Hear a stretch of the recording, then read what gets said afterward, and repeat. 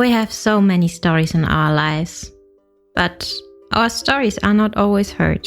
On the Hear My True Story podcast, we tell our own true stories. Before the white car backed, our head teacher had scattered. Looking at him, I could only see his tie that was flying backwards, waving at us, and he disappeared in thin air. I want to share my life story. I want to share my voice with the people because I know that just a small joke I can tell through this podcast, it will make someone smile. When you ask me what I fear most in life, I would definitely respond to you and say it's fear itself. We are fighting for togetherness. We are fighting for equal rights. We are fighting to end injustice. You don't have to be a storyteller or writer because, guess what? Life writes the best stories. Hear my true story. So as they started talking, one of them made fun about like him hating, the black driver. Ja, ich hasse, den Schwarzfahrer. Ja. Ja, der ist einfach scheiße, ne?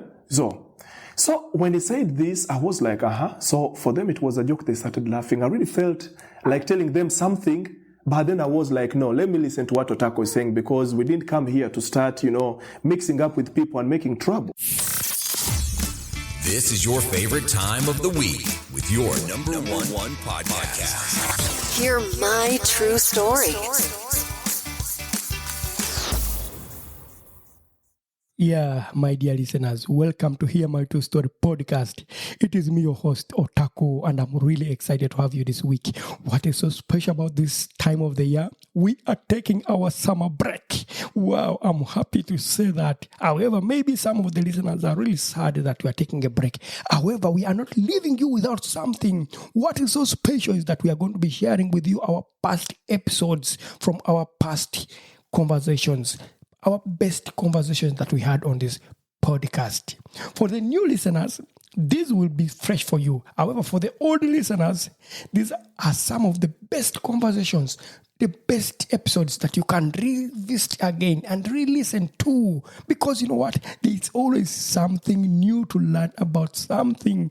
Therefore, guys, sit outside wherever you are in the sun. Enjoy listening to some of these wonderful conversations that we are publishing on our podcast. Wow. I'm always excited to say something. There's also something new coming up, and I hope that you enjoy it. But after our summer break, we shall be bringing you a wonderful conversation on Hear My True Story podcast. I leave it as a surprise for those who keep listening to Hear My True Story podcast. Check every week. And for those who are listening for the first time, subscribe and check every week. We shall be having for you something. After our summer break, we bring you a wonderful, wonderful series of conversations with wonderful, wonderful storytellers. Thank you for always listening to Hear My True Story podcast. With you every week. Hear my true story.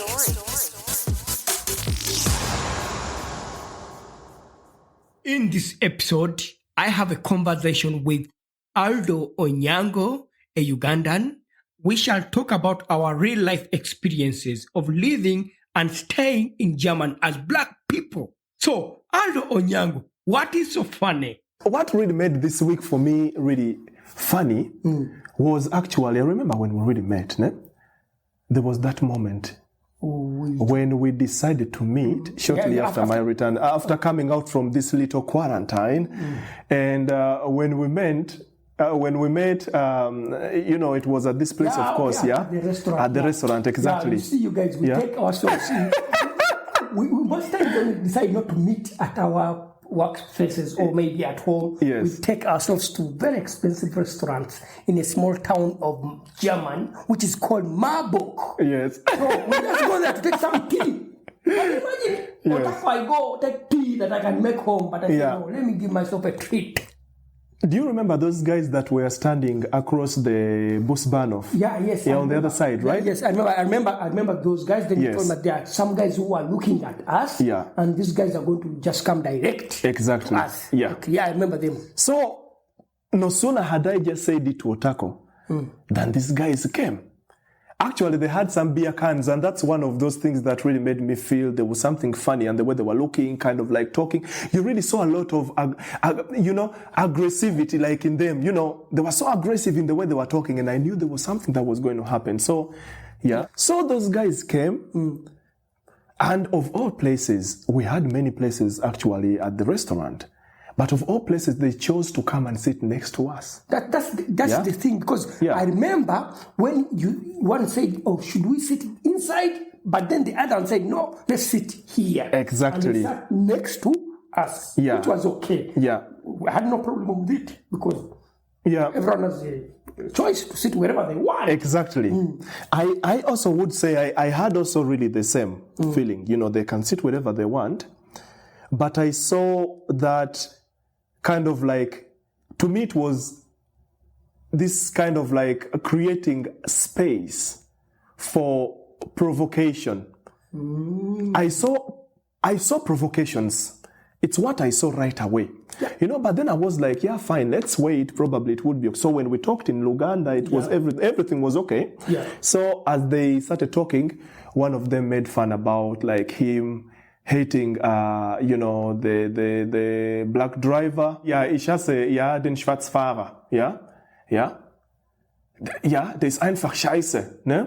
So when he said this, I was like, So for them, it was a joke. They started laughing. I really felt like telling them something, but then I was like, no, let me listen to what Otako is saying, because we didn't come here to start, mixing up with people and making trouble. When someone says Schwarzfahrer, and I'm the black person next day. Yes. We don't know. Shivas means black. Yes. It means like a black driver. Yeah. So when someone says the black driver, I'm not sure. Is it the driver who drives the bus?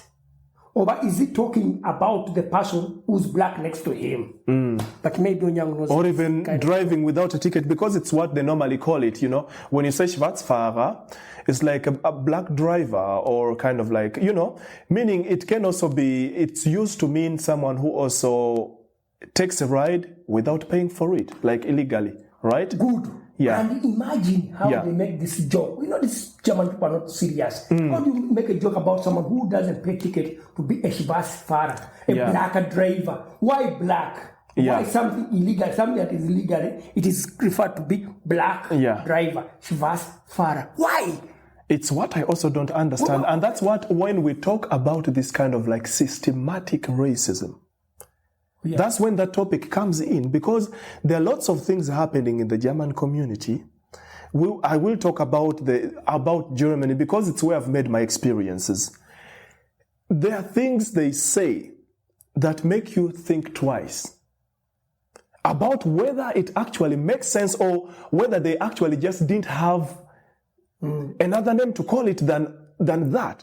This guy talked about not understanding the fact that we were at that restaurant.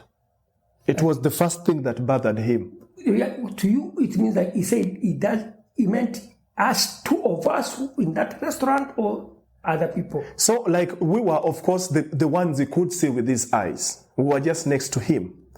And he brought it in a way that provoked us, but also actually meaning the whole circle of black people.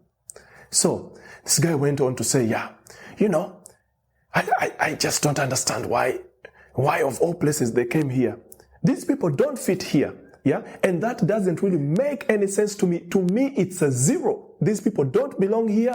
They belong to those other places where everyone goes to after buying their beers from a supermarket, Okay, let me cut you short. Yes. Like, for him, it meant that for us, we are not supposed to be in the restaurant. Exactly. And so, which places are we supposed to be? Maybe some places you can share with my friends. Yeah, of course, we have the place we call the Lahn. The Landtreppen. That is one small river, of course, it's the Lahn River. And the Lahn River, and just here, like opposite the university main hall or dining room. So this is a place where many of us come. Of course, people of different cultures, people of different calibers, students, people already working, parents with their kids. We all sit around that area and, try to have just, a nice time. So everyone is there. One can also play music with this loudspeaker. Of course, not really shouting that none of the people really kind of gets to hear what their other friends are telling them. But it's just a thing of like just spending a nice time. It's a space where we exactly. We meet each other. Most times we meet other black people there and we just talk, laugh, share stories. I've told a story about this. Yes. Check it in one of my videos. So this guy said it's a place where we belonged. And to him, he didn't understand why we came to such a place. And he said, but there is one thing he's realized about black people that they've come to learn about the German community. Understanding the language. Because he realizes currently there are many, many black people in Germany that can also speak very proper German. And he meant a thing of speaking very proper German is a requirement we need. But it does not. To actually be well integrated in the community, which is true, but it does not make you one of them. One of them. It doesn't. That's what he said. You're only a black person who speaks the language, but you're not one of them, right? And this is how we went actually on. And he said, so they know these are things we like, so they decided to learn the language. But then sometimes you start even wondering, and they've also started coming to such places like this restaurant, but they don't have money to buy stuff here. And that's when I start wondering where they get their money from, So when this guy talked about where we get our money from, of course, there are many who say most of us are depending on the job center. Like job centers, like depending on state support, when you are given money from the state. So this guy generalized it and he put us in that whole big bucket, right? Of people who probably depend on state support. And so for him, what he said that we are not supposed to be here because we are dependent on the state. Because we don't have the money. We don't have the money to afford services there. Okay? Then he was like, and it's not our class. It's just a place meant for Germans only. That's what he said. I didn't get that well, but I think, why didn't you tell me? At that point, I would remove myself, and if it meant to fight, I would fight. But why didn't you tell me, Onyango? Because I really thought we were having a very important discussion that to me was much more important than this nonsense these two people were saying. Because after all, I really actually thought, do I want to really bring myself to that level of theirs and being on the same level with them? They don't have a brain to think further and to actually know that we are living in a global village where everyone from all over the world can move everywhere and just have a normal life like anyone also. Enjoying this episode? Leave a review now. Hear my true story. What I've realized is that we meet this same conversation all the time in German. Someone says such statement, you're not meant to be here. You are, look at this black mamba. No, they say all lots of racial statements. And it becomes so much in your head. And you start getting tired of it. And you can't. It wouldn't make sense to live in Germany and I'm not really free to go anywhere I want to go. So we go and also show them, we are there. We come to retreat, but we're also there. And that's what I said when you told me about that. I said, this now it is going to be our routine. It's a routine, to that restaurant in Marburg, and we shall be eating there, taking drinks there. And then these people are going to feel that pain that, these people, why are they coming to our restaurant? It is expensive. We hope them not to afford it. Why are they here? Yes. The workers there are really very nice people. The workers are they nice. Serve you very well and everything. They talk to you, But it's just this group of these clients.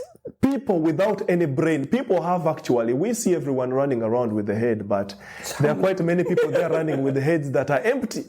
You see a head, but there is nothing actually in there. It is a wagon. You can even call it Holz. And it's what we call in German, Holz. There's a point when one of them said, I feel like hitting them.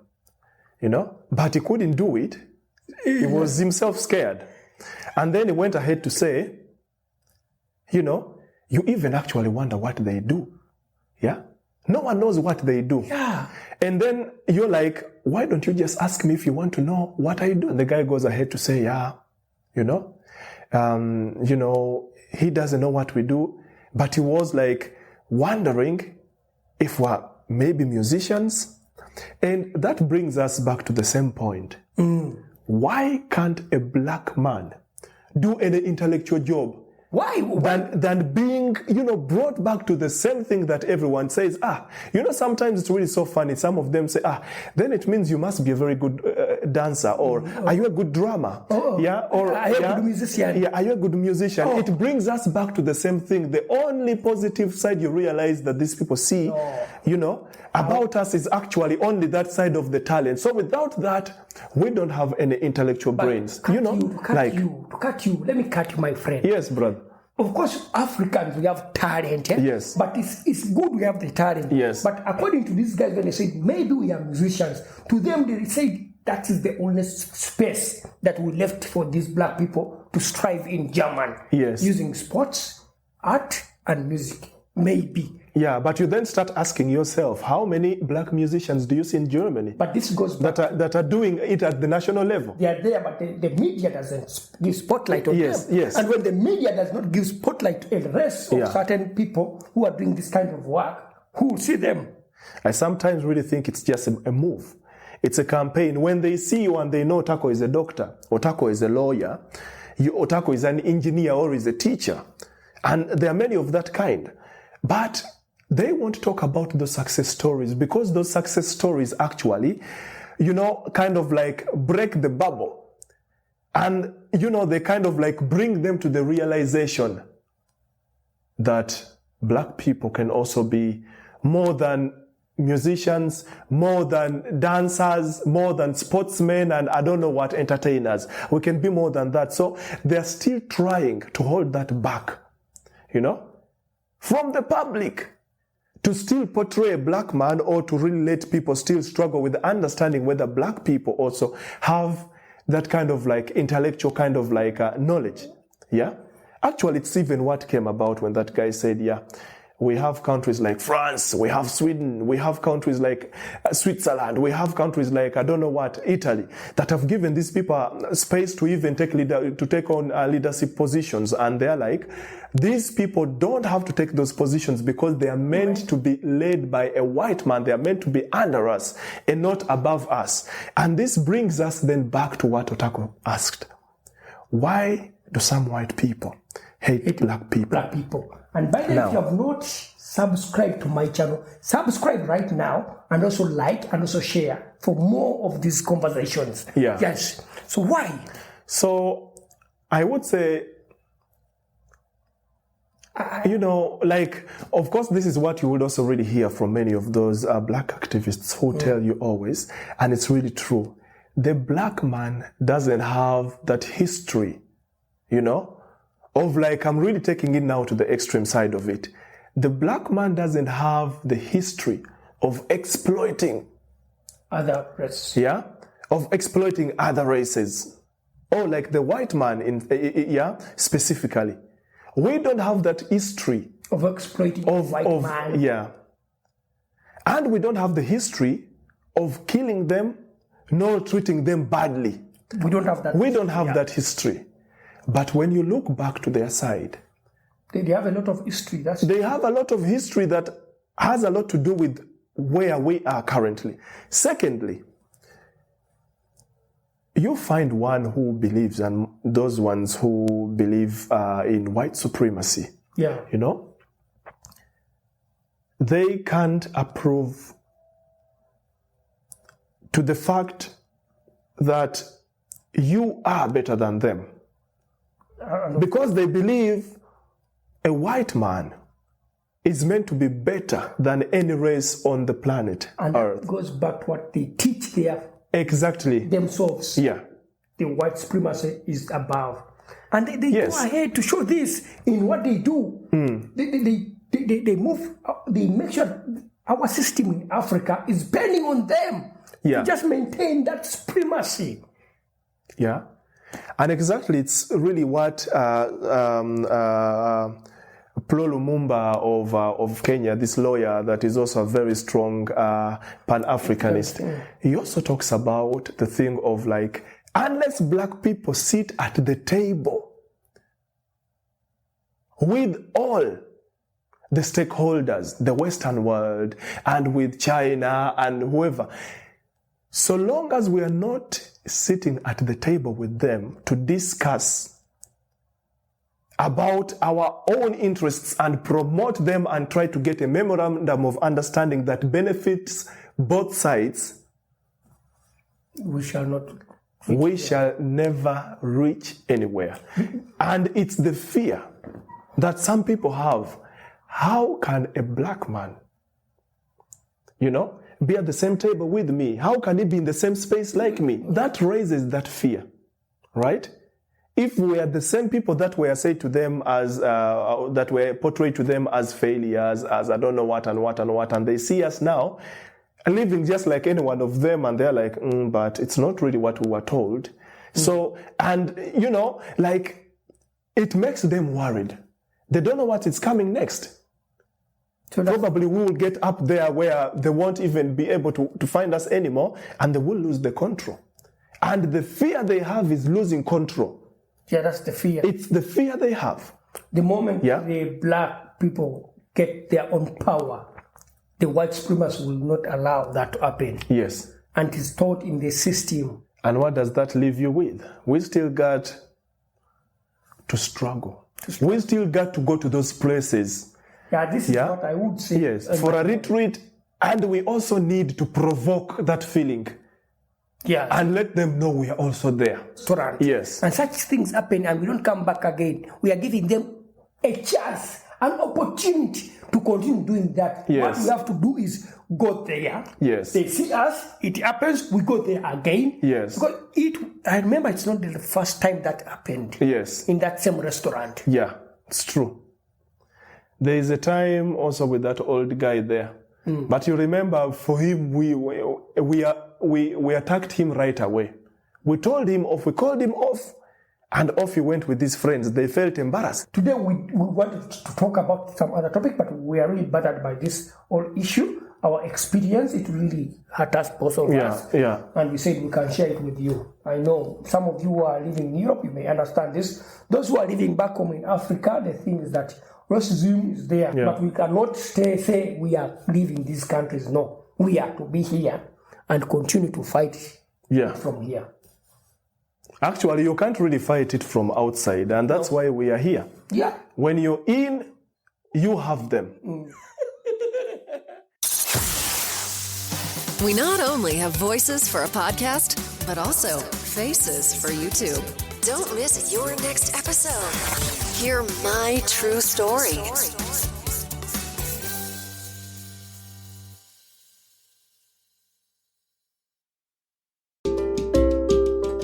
Thank you for listening to our podcast, Music by Edwin Matovo, hosted and produced by Otako. Subscribe to our podcast for more stories and visit us on our website, hearmytruestory.com, for more stories. All the links are listed in the show notes of this podcast.